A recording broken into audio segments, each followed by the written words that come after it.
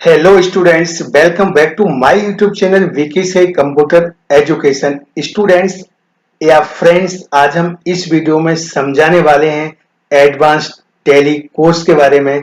बहुत important video है, video को पूरा देखिए। एडवांस टैली जब आप नाम सुनते हैं, मार्केट में इसका 100% वैल्यू है, क्योंकि ऐसा कोई कंपनी, स्कूल, कॉलेज सब जगह अकाउंट का वर्क होता है, ठीक है ना।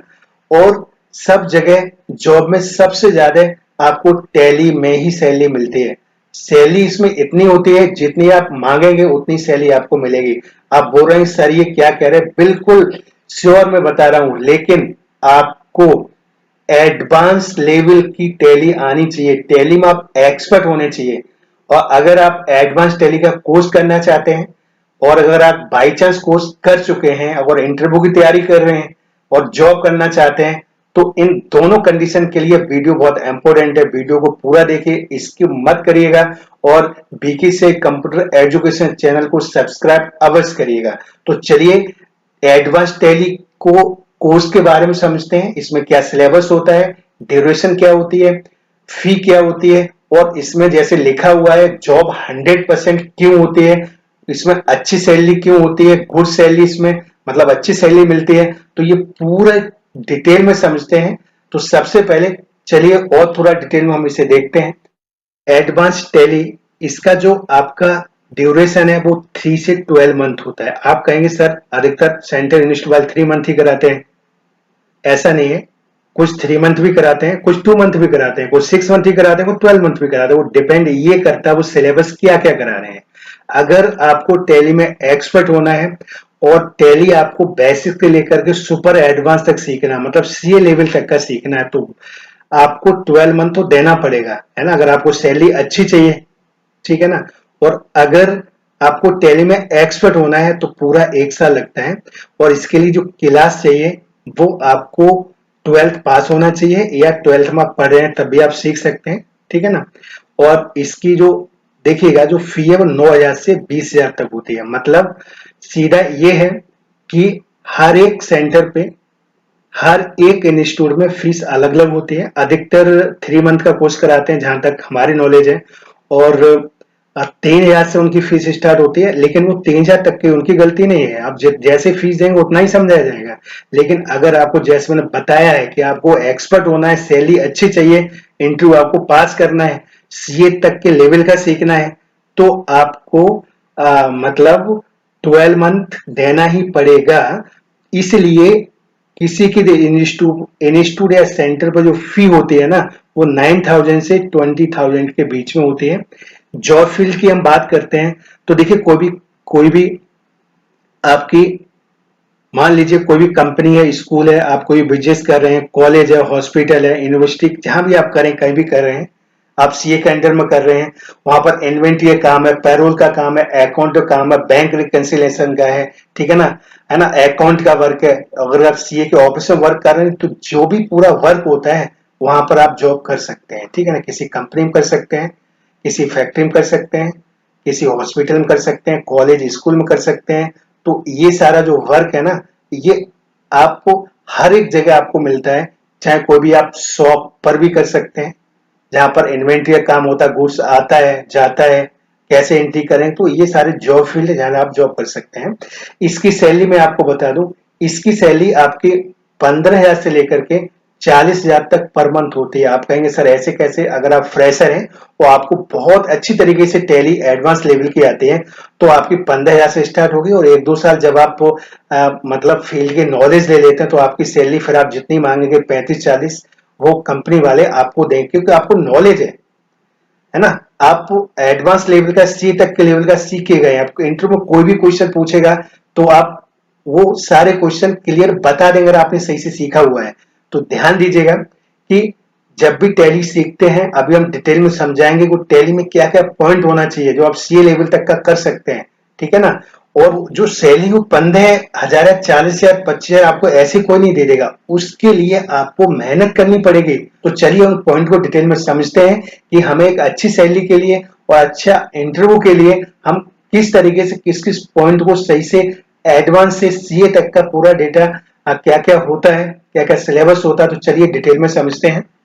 तो चलिए स्टूडेंट, अब हम आपको समझाते हैं कि अगर आपको अच्छी सैलरी लेना चाहते हैं, इंटरव्यू आपका बहुत अच्छा हो, ठीक है ना, तो क्या क्या पॉइंट है एडवांस लेवल के और सीए तक के, मतलब बेसिक से लेकर सीए तक के, जो आपको ये पॉइंट आने ही चाहिए। तो चलिए इस डिटेल में समझते हैं। देखिए, सबसे पहले कंपनी कैसे क्रिएट की जाती है ना, लेजर कैसे क्रिएट किया जाता है, service entry with GST advance level में कैसे करते हैं, goods entry big GST advance level में कैसे करते हैं, payment voucher, received voucher, contra voucher, journal voucher, sales voucher, purchase voucher,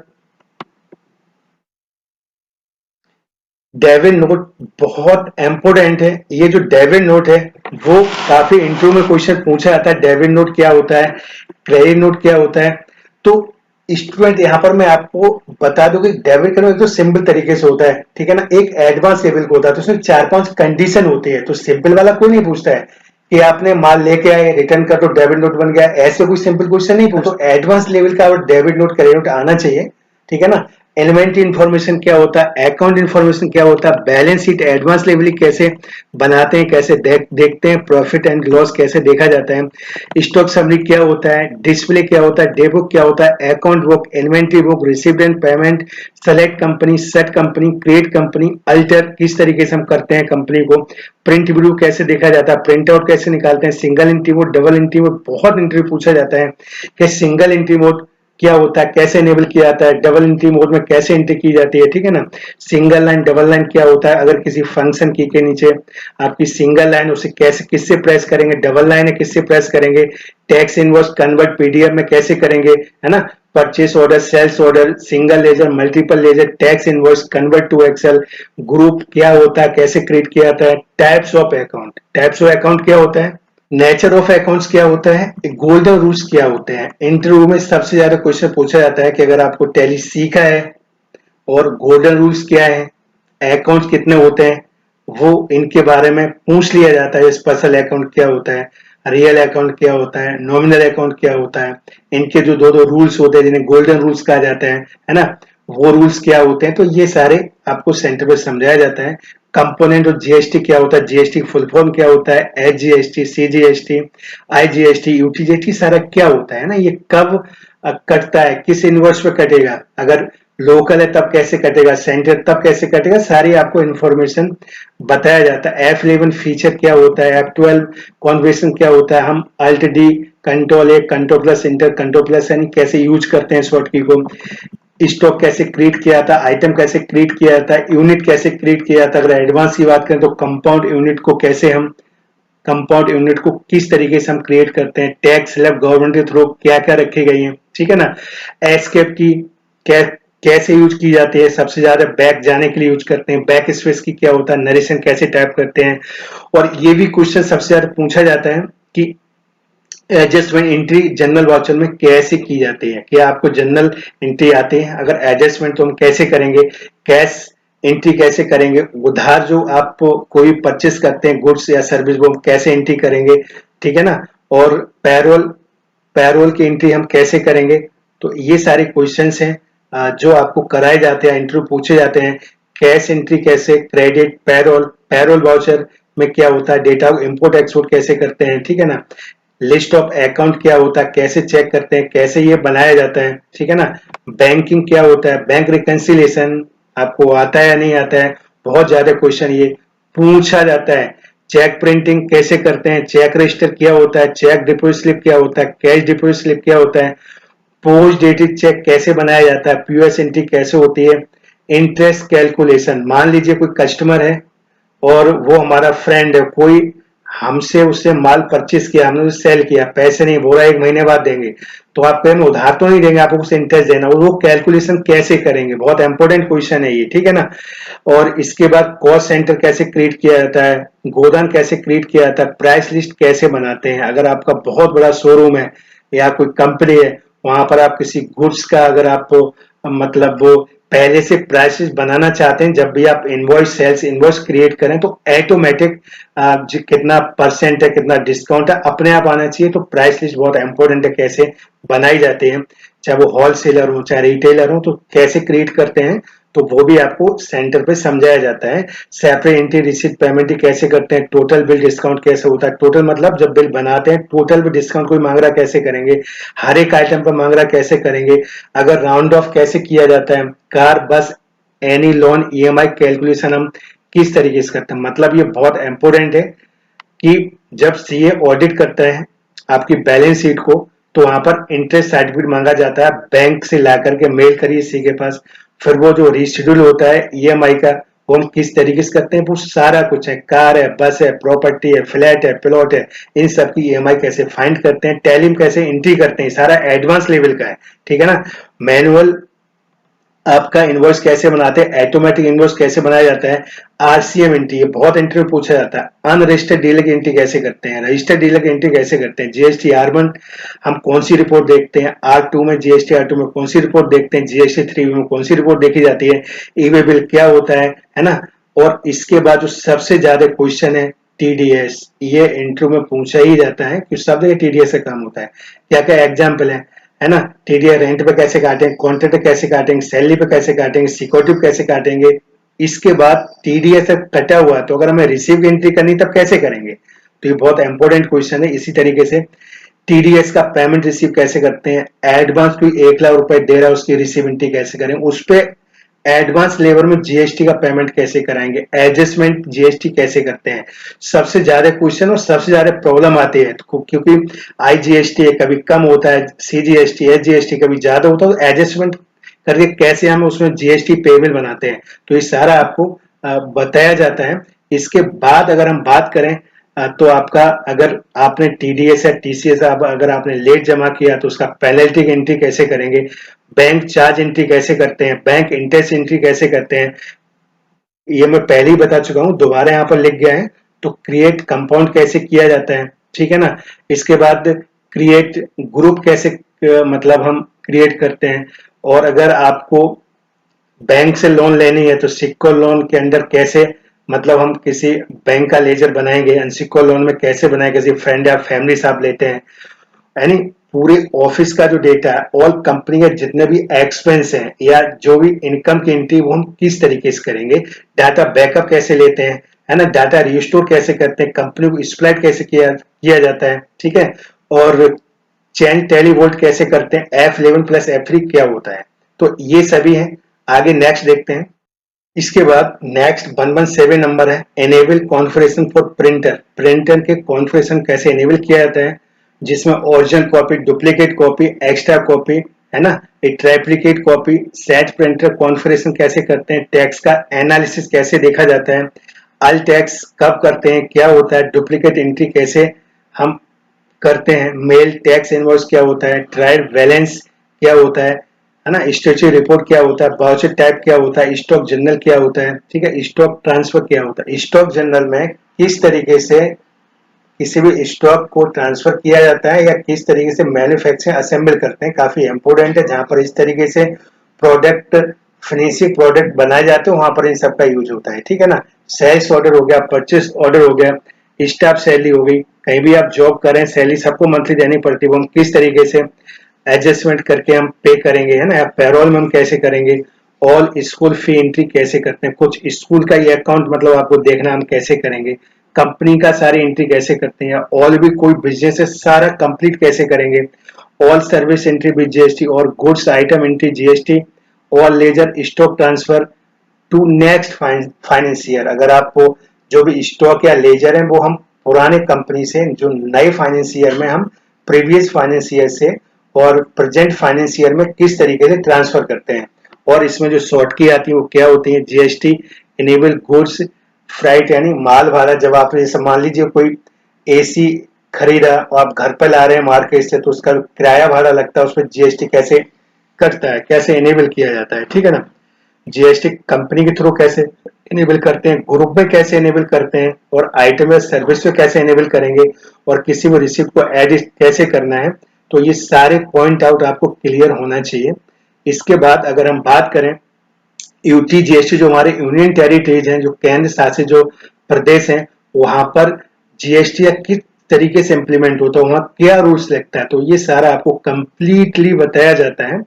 और इसके बाद ये सब करने के बाद जब आप इतना सीख लेते हैं तो ये तो अकाउंट लेवल का होगा। अभी हम नीचे सीए लेवल का लेके चलेंगे, तो यहाँ पर इतना सीखने के बाद फिर आपको ओरिजिनल डेटा या डेमो टाइप डेटा एडिट करके दिया जाता है, जैसे 148, 149, 150 और 151, 152 और 152। ये जो डेटा आपका है, ये सारे प्रोजेक्ट, ये आपको इतना सीखने के बाद सेंटर भी आपको दिया जाएगा। अब कुछ देते नहीं देते वो नहीं पता है, लेकिन मैं तो सबको देता हूं, तो ये आप दिया जाएगा। अगर इसमें आप कोई भी गलती नहीं करते हैं तो आप कहीं भी जॉब करिए, कोई प्रॉब्लम आने वाली नहीं। अगर इनमें आपने मिस्टेक की बनाने में, तो इसका मतलब आप जॉब नहीं कर पाएंगे, इंटरव्यू आप क्रैक नहीं कर पाएंगे, तो आपको और मेहनत करने की जरूरत है। तो इसलिए मतलब ये जो पूरा कोर्स करने के बाद, ये मत समझिए कोर्स कर लिया जॉब करने बड़ा प्रॉब्लम आती है, तो इसके बाद जो आपको प्रोजेक्ट दिए जाते हैं, मतलब जहाँ किस तरीके से आप जॉब में जाके वो डेटा को इम्प्लीमेंट करेंगे टैली में, तो वो पूरा प्रैक्टिकली ओरिजिनल डेटा या डेमो डेटा के रूप में आपको दिया जाता है करने के लिए। अगर आप ये पूरा बिना देखे कर लेते हैं, कोई गलती नहीं करते हैं, कोई पूछते नहीं, एकदम करेक्ट जाता है, जब चेक किया जाता है तब, तो इसका मतलब है आप इंटरव्यू पूरा क्रैक कर सकते हैं और कहीं भी जॉब करिए कोई प्रॉब्लम नहीं आएगी, ठीक है ना। और अगर कोई प्रॉब्लम से आती है तो उसे सॉर्ट आउट करिए, उसको मेहनत करने की जरूरत है। इसके बाद चलिए आगे चलते हैं। अब जो सीए लेवल का डेटा, अब नीचे हम 153 से बात करते हैं। यहाँ पर देखिएगा, जो आपका आगे चलते हैं, थोड़ा इसे स्क्रॉल ऊपर की तरफ कर लेते हैं, तो देखिएगा यहाँ पर आपका closing balance last finance year का, मतलब जो हमारा सी का काम है, वो अगर हम सीखना चाहते हैं तो लास्ट फाइनेंस ईयर का जो हमारा क्लोजिंग बैलेंस है वो हम दिस फाइनेंस ईयर में कैसे डालते हैं, ठीक है ना। और क्लोजिंग बैलेंस और वो आपका जो करंट फाइनेंस ईयर है वो ओपनिंग बैलेंस में किस तरीके से हम डाला जाता है ना। सोल्ड फिक्स एसेट क्या क्या होता है, जो बेचते हैं वो मतलब कैसे फिक्स एसेट को सेल किया था, उसकी एंट्री कैसे होगी। मान लीजिए आपने कोई बस कार आपकी कंपनी में लिया है और 1-2 साल के बाद वो हमने सेल कर दिया, सोल्ड कर दिया, बेच दिया, ठीक है, तो उसकी एंट्री कैसे करेंगे, है ना, क्योंकि वो फिक्स एसेट में आएगा, है ना। और उसके बाद उसे एंट्री कैसे करेंगे, अगर आपने सही से नहीं की तो वो अमाउंट दिखाएगा, इसलिए वो आपको डिफ्रेसिएशन उस पर कैसे काटना है, क्योंकि जो चीज पुरानी होगी तो उस पर कुछ परसेंट होता है जो काटने के बाद मतलब आप उसे सेल करते बेचते हैं तो उसमें दिखाना पड़ेगा। ऑल एंट्री फिक्स एसेट कैसे करेंगे, बैलेंस शीट ऑडिट कैसे की जाती है, मंथली रिकंसिलिएशन, मतलब जब आप सारे ट्रांजेक्शन करते हैं और मंथली जब बैंक से स्टेटमेंट आती है उससे जब मैचिंग करते हैं ना, वो सबसे इंपॉर्टेंट है, वो आपका डेटा मैच करना चाहिए। अगर बैंक में आपका बैलेंस 50 लाख 2 पैसे आ रहे हैं तो आपके ही बुक में 50 लाख 2 पैसे होना चाहिए, नहीं है तो क्यों नहीं है, उसे करिए, रिकंसिलिएशन करिए, वही मंथली रिकंसिलिएशन होता है ना। मैच बुक अकाउंट, जैसे हम बता रहे बैंक अकाउंट जो रिकंसिल करते हैं तो मैच होना चाहिए, वो हम कैसे देखते हैं करते हैं, तो ये सारा आपको बताया जाता है। GST R1 return file monthly कैसे की जाती है, डेटा को कन्वर्ट एक्सेल में कैसे किया जाता है, इनकम टैक्स स्लैब जो अभी मैंने पहले बात की थी, दोबारा लिख गया है, तो ये हम किस तरीके से करते हैं तो ये पता होना चाहिए। इनकम टैक्स पेमेंट कैसे किया जाता है, टीडीएस कैलकुलेशन पोस्ट सैलरी की कैसे करते हैं, TDS TCS with data payment, date payment कैसे, कौन से डेट में पेमेंट करना है, कंपोजिट स्कीम क्या होती है, कैश लिमिट क्या होता है ना, बैंक लिमिट क्या होता है, कितना पैसा आप कैश में लिमिट से खर्च कर सकते हैं, ठीक है ना। बैंक लिमिट क्या होता है जब आप पैसे निकालते हैं, ठीक है ना। Saving account, current account, unsecured cash receive, cash transaction limit, expense payable, बहुत इंपोर्टेंट है ये सारे। जब सीए कॉल करता है ये मार्च मंथ में सारे अकाउंटेंट को करने पड़ते हैं, जैसे कि यहाँ पर देख रहे हैं आप क्या, जैसे कि TDS payable, expenses payable, GST payable, receivable amount adjustment entry जो 31 मार्च को की जाती है, fix deposit, income tax refund, ये सारी हम किस तरीके से एंट्री करेंगे, कैसे आप बैंक क्लोजिंग बैलेंस किस तरीके से देखते हैं। इसके बाद या ट्रांजैक्शन करते हैं, profit transfer to capital account, जो प्रॉफिट होता है वो कैपिटल अकाउंट में कैसे ट्रांसफर किया जाता है, ठीक है ना। इसके बाद है जैसे मैंने बताया था डिप्रिसिएशन एंट्रीज कैसे होती है, डिप्रिसिएशन ऑफ एसेट्स, जो रेट ऑफ हर एक सॉफ्टवेयर का जो भी आपने लिया है, एसेट्स लिया है, उनका क्या क्या रेट है, किस तरीके से डिप्रिसिएशन कटता है, वो सारी चीजें। एसेट जो एसेट्स एडिशन है वो क्या होता है, कैसे हम ऐड करते हैं, कैसे एसेट्स को एडजस्टमेंट करते हैं। WDV 31 मार्च को जो ट्रांजैक्शन है वो कैसे किया जाता है, बिल्डिंग WIP क्या होता है, ठीक है ना। जब कंस्ट्रक्शन कोई कराते हैं तो बिल्डिंग का जो एक्सपेंस होता है वो किस में डाला जाता है, और जब सैलरी कराते हैं HRA अगर आपको कर तो HRA कैलकुलेशन कैसे होता है, TDS कैलकुलेशन कैसे होता है सैलरी पर, TA DA PF ESI bonus ये कैसे होता है सब, ठीक है ना। ऑडिट फी पेबल क्या होता है, प्रॉफिट एंड लॉस क्या होता है, इनकम एंड एक्सपेंडिचर अकाउंट क्या होता है, इन्वेस्टमेंट क्या होता है, मिसलेनियस एक्सपेंसेस क्या होता है, सस्पेंस अकाउंट क्या होता है, और अगर आपने ओपनिंग बैलेंस सही से नहीं डाला है तो उसमें हेडिंग आएगा डिफरेंस ओपनिंग बैलेंस। तो ये जो डिफरेंस ओपनिंग बैलेंस वो क्या होता है, इनकम टैक्स रिफंड हम किस तरीके से किया जाता है। तो ये पूरा स्टूडेंट या फ्रेंड्स जो भी इस वीडियो को देख रहे हैं, ये पूरे पॉइंट मैंने बेसिक से लेकर के सीए तक जो वर्क होता है मेन पॉइंट, इसके बाद और ही बहुत सारा होता है, ये मेन पॉइंट है जो आपको कम से कम इतने आने चाहिए।